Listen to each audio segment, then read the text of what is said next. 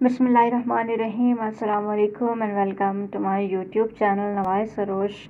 उम्मीद है आप लोग खैरियत से होंगे और दुआ है कि जहाँ रहें खुश रहें। इकबालियात सीरीज़ की आज 5वीं वीडियो है और आज का हमारा जो टॉपिक है वो इकबाल का तसव्वुर इश्क है। काफ़ी मुश्किल है और काफ़ी लेंथी है, फिर भी कोशिश करेंगे अल्लाह पाक हमें तौफीक दे समझने की, और जो भी इकबाल के अफकार हैं उनको समझने के साथ साथ अपनी ज़ात के अंदर उनके खुसूसियात पैदा करने की भी तौफीक दे, आमीन। इश्क से पैदा नवाए ज़िंदगी में ज़ेरो बम, इश्क से मिट्टी की तस्वीरों में सोज़े दम बदम, आदमी के रेशे रेशे में समा जाता है इश्क, शाख गुल में जिस तरह बादे सहरगाही का नम। ज़िंदगी की सदा में ज़िंदगी के जो सुर हैं उनमें उतार चढ़ाव वो इश्क से पैदा होते हैं। मिट्टी की तस्वीरों का मतलब इंसान है जो पैकरे खाक है, उसमें जो सोज है और जो उसमें हरकत है वो भी इश्क की वजह से है। आदमी के रेशे रेशे में इश्क समा जाता है, जैसे सुबह सहर के वक्त जो 3-4 बजे के करीब ओस पड़ती है, ताज़ा हवा, असल में तो हवा जो है वो एक्सचेंज होती है, उस वक्त का जो अमल है और ओस पड़ती है, उस नमी की बात हो रही है कि जैसे शाखे गुल उस नमी को पी लेती है, इस तरह आदमी के अंदर इश्क समा जाता है। अब बात कर लेते हैं कि इकबाल कौन से इश्क की बात कर रहे हैं। नॉर्मली इश्क की इस्तिलाह हम लोग मजाजी इश्क के हवाले से इस्तेमाल करते हैं, जो मर्द और औरत के दरमियान एक ताल्लुक़ कायम हो जाता है, लेकिन हकीकत में तरीक़त और मारिफत की ज़ुबान में इश्क हकीकी उसकी तरफ इशारा है। इकबाल इश्क हकीकी की बात कर रहे हैं। अच्छा, जब हमने खुदी की एक्सप्लेनेशन की थी तो बहुत स्टार्ट में हमने गज़ल खुदी का सिर्रे नहा ला इलाहा इल्लल्लाह इसकी वजाहत की थी। तो खुदी की शुरुआत ला इलाहा इल्लल्लाह जो हमारे बुनियादी मजहबी अकायद हैं उनसे शुरू होता है। जब आप अल्लाह पर ईमान ले आते हैं, आप अपने आप को बिल्कुल अल्लाह के सामने सरेंडर कर देते हैं। आपकी अपनी ख्वाहिश, अपनी राय, अपनी दुनियादारी से मुताल्लिक जो भी लवाज़मात हैं उनसे दस्तबरदार होके ख़ुद को अल्लाह की रज़ा पे छोड़ देते हैं, अपने नफ्स को मार देते हैं। तो ये इसकी शुरुआत ला इलाहा इल्लल्लाह से होती हैं। बेसिक चीज़ ये है आपका ईमान। जब आपका ईमान मजबूत होता है, आपके दिल के अंदर तारीकी ख़त्म होती है, आपके अंदर खुदी डेवलप होती है, फिर आपका एक करैक्टर जो है वो क्रिएट होता है।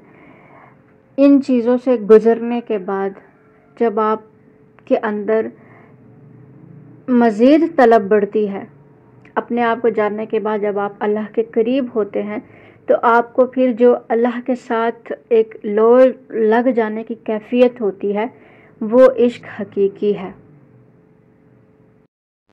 निगाह इश्क दिले ज़िंदा की तलाश में है, शिकार मुर्दा सज़ावार शहबाज नहीं।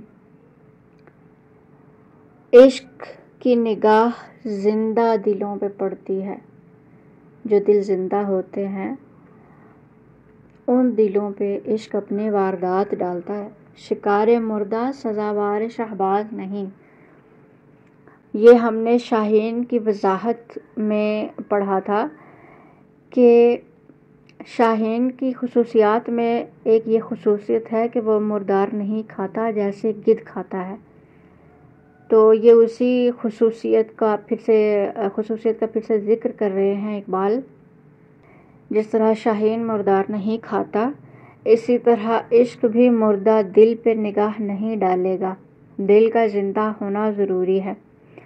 تو دل کا زندہ ہونے کا مطلب آپ کی خود آگاہی، خودداری اور آپ کا مومن اور شاہین کی خصوصیات آپ کے اندر پیدا ہونے کا نام ہے کہ آپ کا دل زندہ ہے.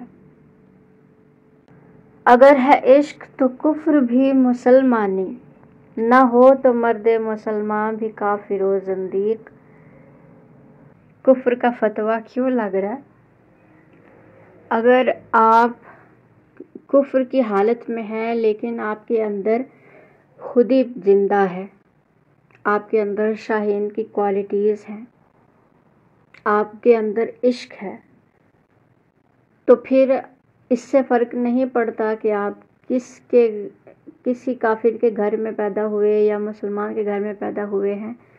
آپ کا جو ایک خاندان میں چل رہا ہے ایک دین، آبائی دین اس کو کہہ لیں، آباء و اجداد کا دین، اور آپ جو ہے وہ زبان سے کلمہ ادا کر رہے ہیں یا دل سے کر رہے ہیں، اس میں فرق ہے.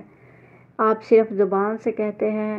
کچھ مسلمان صرف وہ مسلمان ہیں جو صرف مسلمان کے گھر میں پیدا ہوئے، ان کے کردار میں مسلمانی نہیں ہے.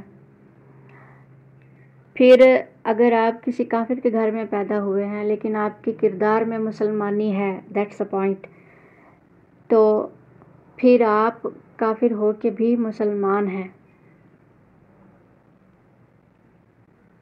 ہوپ سو کے سمجھ گئے ہوں گے. دل بینا بھی کر خدا سے طلب، آنکھ کا نور دل کا نور نہیں. اس میں بھی جو آنکھ کا نور ہے وہ ہماری بصارت ہے، اور جو دل کا نور ہے وہ ہماری بصیرت ہے. دونوں میں ڈفرنس ہے. اور بصارت ہمارے جسمانی نظام کا حصہ ہے، لیکن بصیرت جو ہے وہ دل کے ساتھ کنیکٹ ہے. اور دل جو ہے اگر میڈیکلی اس کو دیکھا جائے تو وہ صرف خون پمپ کرتا ہے، خون کی ترسیل اس کا کام ہے. لیکن یہاں پہ جو دل کا تذکرہ ہے وہ خون پمپ کرنے والا ایک آرگن نہیں ہے، اس سے ہٹ کے کچھ اور ہے. اسی دل میں اس کو حدیث اور قرآن میں قلب کہا گیا ہے. اور اس قلب میں جب اللہ کا نور اور عشق جو ہے وہ اترتا ہے تو پھر آپ کے اندر بصیرت پیدا ہوتی ہے، اور یہ بصیرت آپ کو ان چیزوں سے بھی روشناس کروا دیتی ہے جو عام آنکھ کی نظر جو ہے وہ نہیں دیکھ سکتی. آپ کے کچھ ایکسٹرا سینسز ایکٹیویٹ ہو جاتے ہیں. یہی جو بصیرت ہے جب ہمارے دل میں نور کی وجہ سے پیدا ہو جاتی ہے، ہماری رسائی، ہماری پہنچ وہ بہت دور تک چلی جاتی ہے، وہاں تک بھی جہاں ابھی سائنس نہیں پہنچی. میں آسان لفظوں میں زمان و مکان کی حدوں کو پار کر لیتی ہے. اسی رسائی کے بارے میں ریفرنس ہے، عالم ہے فقط مومن جاں باز کی میراث، مومن نہیں جو صاحب لولاک نہیں ہے. اس میں بھی یہی بات ہے کہ جس کے دسترس میں یہ کائنات نہیں ہے وہ ابھی ان سٹیجز سے نہیں گزرا جن کا تذکرہ ہم پچھلی ویڈیوز میں کر رہے ہیں. خودی اور شاہین مومن کلندر ان صفات سے، ان جگہوں سے ابھی نہیں گزرا، تو وہ مومن ہی نہیں ہے جس کی رسائی اتنی زیادہ بڑھ نہ گئی ہو. ایسا نہیں ہو سکتا کہ مومن ہو اور اس کے دل میں نور نہ ہو، اس کو بصیرت نہ عطا ہو گئی ہو، اس کی رسائیاں نہ بڑھ گئی ہوں. ایسا نہیں ہو سکتا. حدیث دل کسی درویش بے کلیم سے پوچھ، خدا کرے تجھے تیرے مقام سے آگاہ. اب یہاں پہ پھر اسی مرد کلندر کا ذکر آ گیا جو آپ کو ان منازل سے گزار سکتا ہے. یہ سلسلے سارے جو بھی ایک تسلسل ہے اس میں سے گزار کے تو آپ کو منزل تک لے جا سکتا ہے. تو ساتھ دعا بھی ہے اقبال کی طرف سے کہ خدا کرے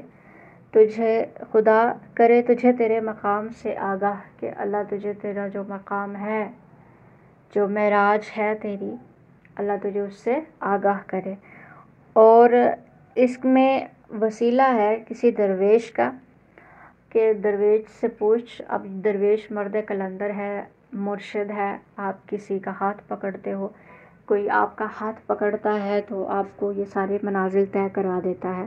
اب یہ سراسر صوفیزم اور طریقت کی بات ہے، جن لوگوں کو اس چیز کی سمجھ ہے وہ یقیناً جان گئے ہوں گے۔ اگر کسی کو نہیں سمجھ آتی یا کوئی سوال ہے تو وہ مجھ سے کمنٹ سیکشن میں پوچھ سکتا ہے۔ ایک اور چیز ہے، اقبال کے ہی شاعری سے ریفرنس دے دیتی ہوں، سمجھ اور نہ سمجھ کی بات اس بارے میں۔ خرد کے پاس خبر کے سوا کچھ اور نہیں، تیرا علاج نظر کے سوا کچھ اور نہیں۔